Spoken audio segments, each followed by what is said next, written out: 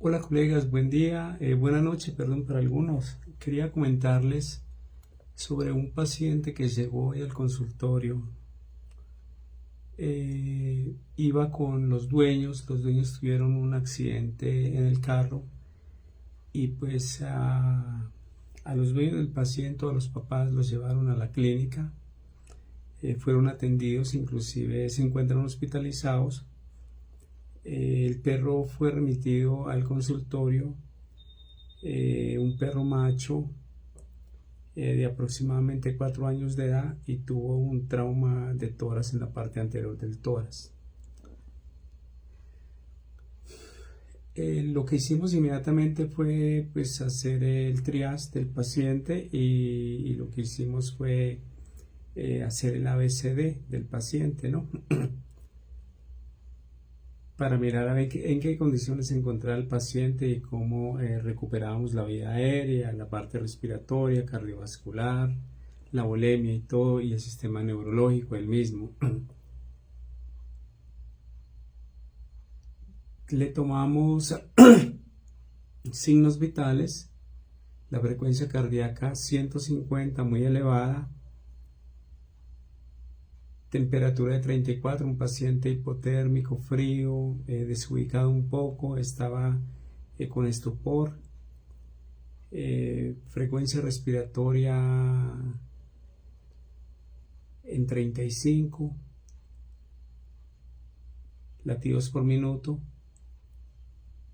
paciente desaturado haciendo 88 de saturación, y se le tomó la presión arterial, una presión arterial de 60-40. ¿Por qué esto, colegas? ¿Cómo podemos nosotros en un paciente que llega a la clínica por urgencia sin tener exámenes?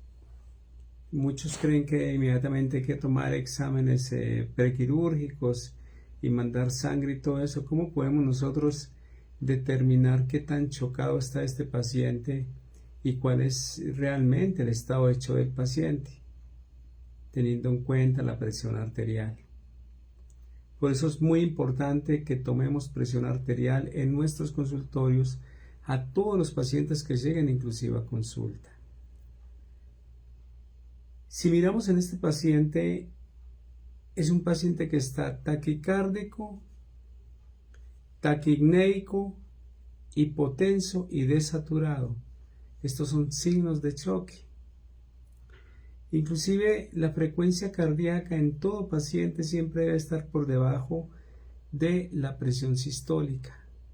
Y cuando la frecuencia cardíaca está por encima de la presión sistólica, la TA sistólica, es un paciente que ya también está mostrando signos de choque, porque está taquicárdico, generalmente con hipotensión. Si vamos a mirar el índice de choque sistólico en el paciente, este índice de choque sistólico lo podemos medir tomando en cuenta la frecuencia cardíaca y la TA sistólica. Si la frecuencia cardíaca está en 150, dividido la TA sistólica, que es de 60 milímetros de mercurio, nos da un índice de choque de 2.5. Entonces este es un paciente que debemos nosotros, el índice de choque lo tomamos para mirar cómo es el estado de reanimación del paciente, cómo lo vamos a reanimar, qué mecanismos vamos a tener en cuenta en la clínica para ayudarle a este paciente a salir adelante. También pues de todo esto pues tomamos la escala de Glasgow y todo esto. Hace días vimos qué cosas son mentiras en la escala de Glasgow. Los invito para que vean Sala de Emergencias en YouTube, activen la campana de notificaciones, den like, compartan y nos apoyen en el canal. Este índice de choque 2.5 debemos de bajarlo nosotros por lo menos a 1.5 o a 1, ya que el índice de choque en la mayor parte de los pacientes va de 0.5 a 0.7 o de 0.5 a 0.8. Entonces debemos de tratar de nivelar este índice de choque y bajarlo siquiera a 1.5 y luego a 1. Es un paciente extremadamente chocado. Lo otro que debemos de medir es la presión de pulso. La presión de pulso en este paciente, si tomamos en cuenta la presión sistólica que está en 60 milímetros de mercurio y en 40 la TA diastólica, la presión de pulso es la diferencia de la TA sistólica menos la TA diastólica, o sea, es una presión de pulso de 20. ¿Cuánto es una presión de pulso normal en un paciente? 30 milímetros de mercurio. Por lo tanto, esta presión de pulso baja obedece a un bajo gasto cardíaco. Quiere decir que el paciente está hipodinámico. Y este bajo gasto cardíaco es porque las resistencias vasculares del paciente están altas, es decir, hay un mecanismo de vasoconstricción. Cuando tenemos presiones de pulso por encima de 30 milímetros de mercurio, pasa al contrario. Por decir alguna frecuencia cardíaca de 60-30 o de 80-40, por ejemplo. Una TA de 80 sistólica, una TA diastólica de 40. Tenemos una presión de pulso de 40 porque es la diferencia entre la TA sistólica y la TA diastólica. Estas presiones de pulso altas nos indican un alto gasto cardíaco o una hiperdinamia en el paciente, producido por resistencias vasculares bajas con una consecuente vasodilatación.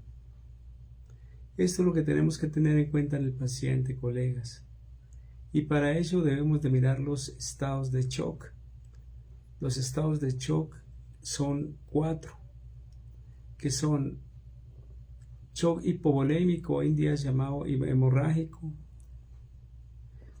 shock distributivo, los más conocidos son el shock tóxico y el shock neurogénico. También hay shock tóxico, perdón, del distributivo los más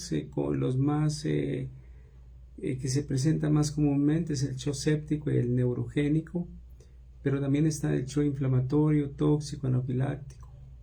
Está el shock cardiogénico y el shock de tipo obstructivo. ¿Qué pacientes tienen bajo gasto cardíaco? Los pacientes que tienen bajo gasto cardíaco son pacientes que están haciendo shock hipovolémicos, shock cardiogénicos o shock de tipo obstructivo. ¿Qué pacientes tienen alto gasto cardíaco?